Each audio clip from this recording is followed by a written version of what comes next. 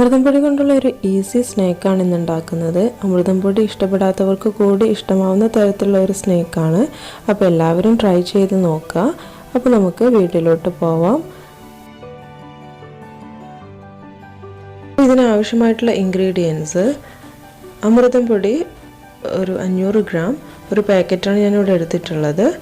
അതുപോലെ തന്നെ 6 kg നെയ്യ്, 2 ടേബിൾ സ്പൂൺ. പിന്നെ വേണ്ടത് ശർക്കരയാണ്. 4 അച്ചാണ് ഞാൻ എടുത്തിട്ടുള്ളത്. ഓരോരുത്തർക്കും മധുരത്തിനനുസരിച്ച് എടുക്കാം. പിന്നെ വേണ്ടത് ഒരു മുറി തേങ്ങയാണ്. ഇത് ചെറിയ തേങ്ങയാണ് ഞാൻ എടുത്തിട്ടുള്ളത്. ഇത് നമ്മൾ എടുക്കുന്നത് ചെറുതായിട്ട് അരിഞ്ഞിട്ടാണ്. അപ്പോൾ അത് നമ്മൾ ഇതിൽ നിന്നും വേർപ്പെടുത്തി എടുത്തിട്ട് അത് ചെറുതായിട്ടൊന്ന് കൊത്തി അരിയണം. ഇനി നമുക്കിത് എങ്ങനെയാണ് ഉണ്ടാക്കുന്നതെന്ന് നോക്കാം. അപ്പോൾ അതിനായിട്ട് ആദ്യം നമുക്ക് ശർക്കരപ്പാനി ഉണ്ടാക്കണം. അതിനായിട്ട് ഒരു പാനിലേക്ക് 1 കപ്പ് വെള്ളം ഒഴിക്കുക. എന്നിട്ട് അതിലേക്ക് 4 അച്ച് ശർക്കര ഇട്ട് കൊടുക്കുക. ശർക്കര ഓരോരുത്തരുടെയും ടേസ്റ്റിനനുസരിച്ചും മധുരത്തിനനുസരിച്ചും ഒക്കെ ഇട്ട് കൊടുക്കാം. 4 ശർക്കര ആയതിന് അത്യാവശ്യം മധുരം ഉണ്ടാവും. പിന്നെ അമൃതം പൊടി മധുരം ഉള്ളതാണല്ലോ, അപ്പോൾ ഏകദേശം മധുരം 4 അച്ചിട്ടാൽ തന്നെ ഉണ്ടാവും. അല്ല അതിൽ കൂടുതൽ വേണമെന്നുണ്ടെങ്കിൽ ഇതിനനുസരിച്ച് ചേർത്ത് കൊടുക്കാം. അല്ല ഇതിന് നമുക്ക് മധുരം എത്ര വേണ്ട എന്നുണ്ടെങ്കിൽ കുറയ്ക്കുകയും ചെയ്യാം. ഇതിലേക്ക് 1 കപ്പ് വെള്ളം മതിയാവും. 1/2 കിലോ അമൃതം പൊടിയിലേക്ക് 1 കപ്പ് വെള്ളം കറക്റ്റായിരിക്കും.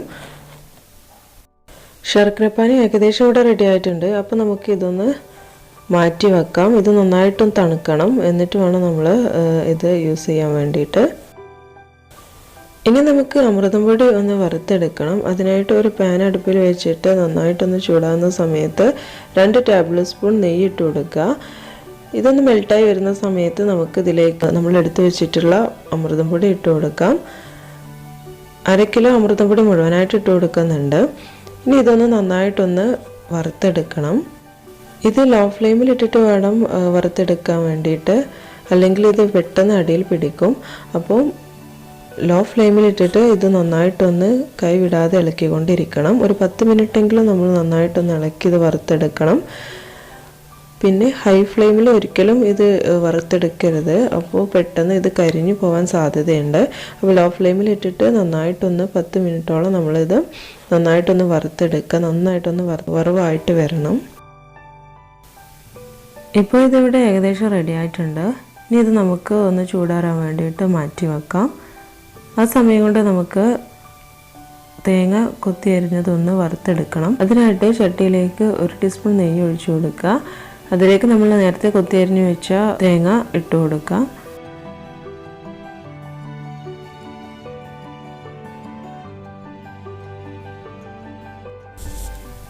ഇനി ഇത് നന്നായിട്ടൊന്ന് വറുത്തെടുക്കണം.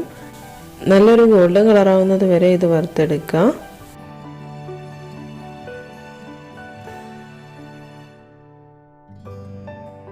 ഇപ്പോൾ തേങ്ങ ഇവിടെ ഏകദേശം റെഡി ആയിട്ടുണ്ട്. ഇനി ഇത് നമുക്കൊന്ന് മാറ്റി വെക്കാം. ഇനി നമുക്കിതൊക്കെ നന്നായിട്ടൊന്ന് മിക്സ് ചെയ്തെടുക്കണം. അതിനായിട്ട് വറുത്ത പൊടി ഞാനൊന്ന് ഒരു ബൗളിലേക്ക് മാറ്റിയിട്ടുണ്ട്. ഇനി ഇതിലേക്ക് നമ്മൾ തണുക്കാൻ വെച്ച് ശർക്കരപ്പാനി ഉണ്ടല്ലോ, അത് കുറേശ്ശെയായിട്ടൊന്ന് ഒഴിച്ചു കൊടുത്തിട്ട് നന്നായിട്ടൊന്ന് മിക്സ് ചെയ്തെടുക്കാം. കൈകൊണ്ട് കുഴച്ചെടുക്കുന്നതാവും നന്നാവാം.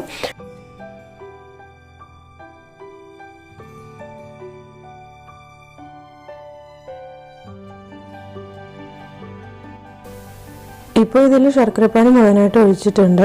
ഇനി ഇത് നന്നായിട്ടൊന്ന് മിക്സ് ചെയ്തെടുക്കാം.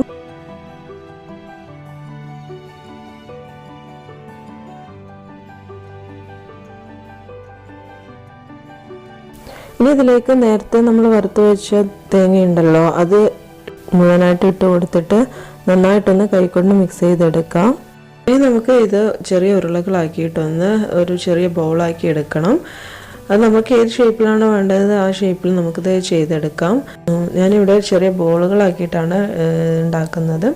അപ്പോൾ എല്ലാം ഞാൻ ഇതുപോലെ ചെയ്തെടുത്തിട്ടുണ്ട്. ഇപ്പോൾ നമ്മുടെ സ്വീറ്റ് ഇവിടെ റെഡി ആയിട്ടുണ്ട്. ഇനി നമുക്കിതൊന്ന് സെർവിങ് പ്ലേറ്റിലേക്ക് മാറ്റാം. എല്ലാവരും ഈ റെസിപ്പി മറക്കാതെ ട്രൈ ചെയ്ത് നോക്കുക. ഈ റെസിപ്പി ഇഷ്ടമായിട്ടുണ്ടെങ്കിൽ ലൈക്ക് ചെയ്യുക, ഷെയർ ചെയ്യുക, പ്രീവിയസ് വീഡിയോസൊക്കെ കാണുക. കൂടാതെ ഇതുപോലുള്ള പുതുമയുള്ള റെസിപ്പീസിനായിട്ട് ജിതാസ് റെസിപ്പീസ് സബ്സ്ക്രൈബ് ചെയ്യുക. അപ്പോൾ ഇനി പുതിയൊരു വീഡിയോ ആയിട്ട് കാണാം. അതുവരെ ബൈ.